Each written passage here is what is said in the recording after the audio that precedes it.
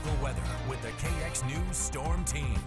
6:16. Welcome back to Good Day Dakota, and we're going to talk weather now because it's something that we can look forward to today. But it's an active forecast too. Yeah, it's an active forecast. Not today, though. Today we get a break. It feels like we've had this intense week. And we have. The winds have been wild. They were pushing 70 yesterday with wind gusts. And today, I'm so happy to report, we've got light wind. Our husbands will both be happy. Yeah, they will be. We also have some beautiful skies. Take a look at this beautiful start to the day in downtown Bismarck. Now, the sun officially rises here in about 50 minutes. Here's the sunrise time, 7:08, and it sets this evening at 8:22. We enjoy 13 hours and 13 minutes of daylight, and we'll get nice sun the entire time. Right now, we've got some teens, lots of low 20s here.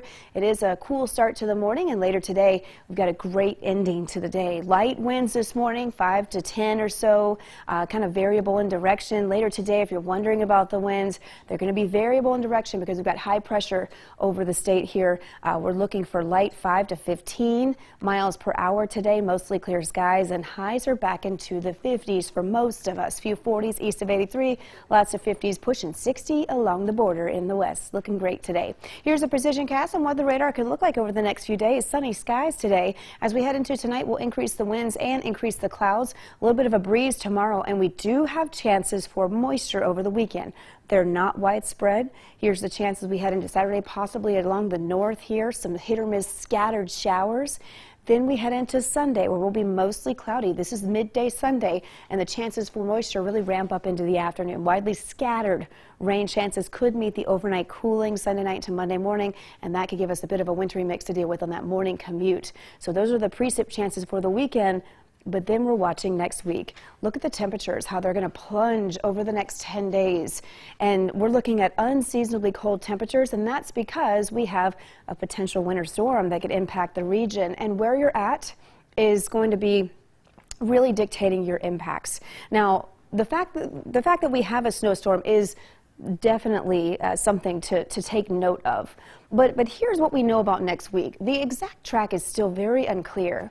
But in terms of snow, many could see snow, but right now in terms of the track of the system, the more likely area to see snow, regardless of the track, is going to be southeast North Dakota. So if you're traveling southeast North Dakota at this time, I would really watch that Tuesday, Thursday time frame for next week. But what you can do for now is really watch the forecast. We're going to give you a lot of updates here in the coming days.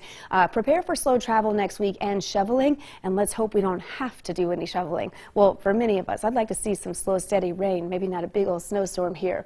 But here's your forecast for Dickinson. We're back into the 50s here over the next few days. A little wind over the weekend. We can never escape that. Light wind today with temperatures back into the mid-50s Saturday to the low 50s Sunday in Williston. And again, you can see here the 7-day really picking up on that chance for some rain and snow next week. Here's the Minot forecast. As we get closer, we're going to hone in on that system and where it could move through next week. Here's that Minot forecast. Here's your Bismarck forecast. We're all cooling down.